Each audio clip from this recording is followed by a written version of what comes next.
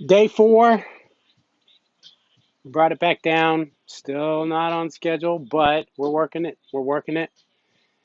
Just got to stay consistent and show up every day. Show up every day, be all in. I'm going to do some chest today. I have a goal. As I always tell you, that the mind is a powerful thing. This is all set in our mind, right? Especially with fitness. We, life is, you have reality, right? You have what's in front of you. So the magic comes in with being able to look beyond that, to look beyond what has happened before. And what I'm talking about is I used to have a problem with my knee running. And you hear all kinds of stuff about running. It's bad for the joints and blah, blah, blah. Well, there's a lot of people that run, and then you hear the running, it could be good. So if you think about it logically, that's what we did, right? For thousands of years, we ran and chased our food down, and we ran from predators. I had it in my mind that if I ran, my knee was going to hurt. And as I was learning about my mind, I said, you know what? I'm planning for it. So, yes, there's a yin and a yang. There's a two sides to it. There's that fine line. You have to know when it's something you can't control and when it is. That's this whole process in life. But we're talking about your physical fitness. I was doing the same thing. If you followed me, I played kickball last year. It seemed like I was in pain the whole time. Pulled a hamstring. I pulled all kinds of stuff.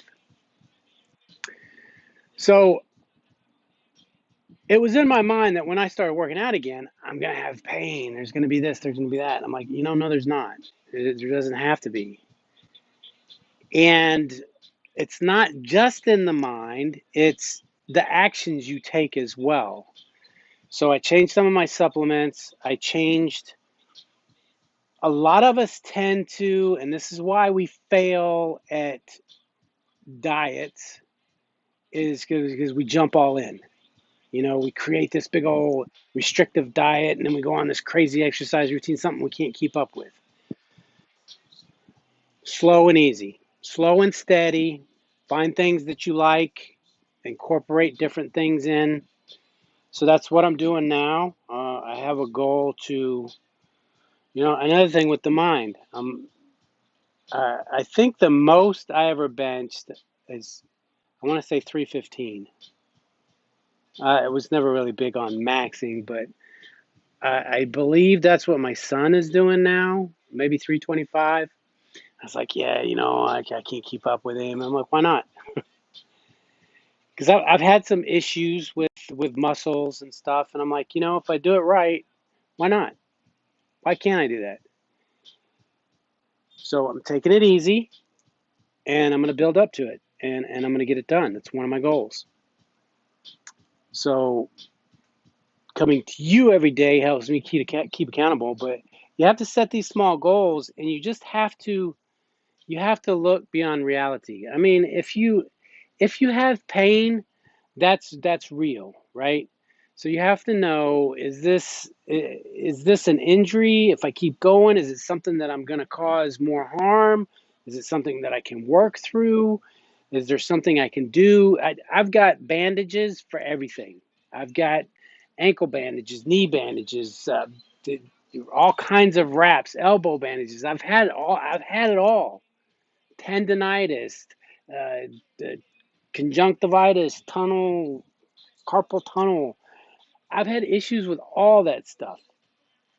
You figure out, and you can Google it, just whatever. Do whatever you have to do to figure out, because whatever worked for me what might not work for you, because a lot of it's up here. A lot of it is the placebo, but you have to take action, right? The placebo is they give you a pill.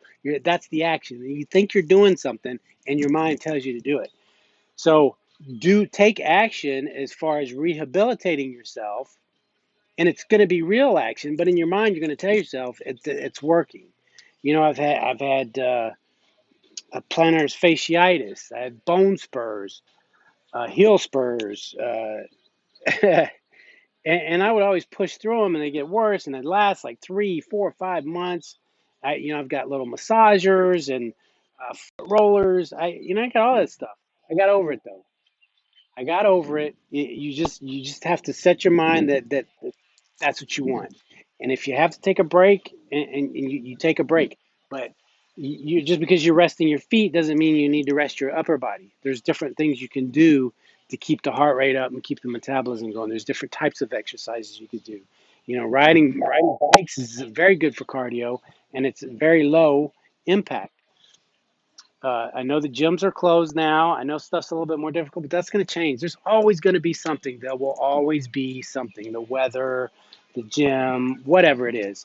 You have to set a plan. And the other thing I want to tell you, I signed up for Noom. You can sign up for Noom.com for a free 2 week trial, but they want you to sign up. They ask you a bunch of questions because I was just curious to see how it fell in line. And I didn't look at the plan they emailed me, but when it got to the end, it was a 6 month plan. The first 2 weeks for free, and they wanted me to sign up. It was 150 bucks for 6 months. Now I could have signed up and then canceled before the 2 weeks, and that's how easy is that sometimes to cancel. So I was like, yeah, I'm sure it's the same philosophy. It's a lot of psychology, and it's doing it, because it asked me a lot of personal questions. What issues do you have eating? What time of night do you eat? How do you like to exercise? How often do you like to exercise? These are all things that I'm telling you to do.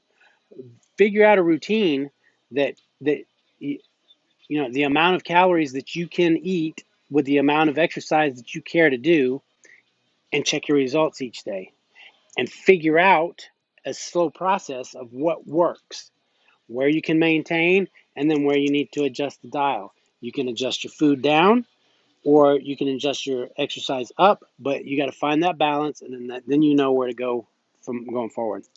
Anyway, I got to get to it. See you guys tomorrow on day 5.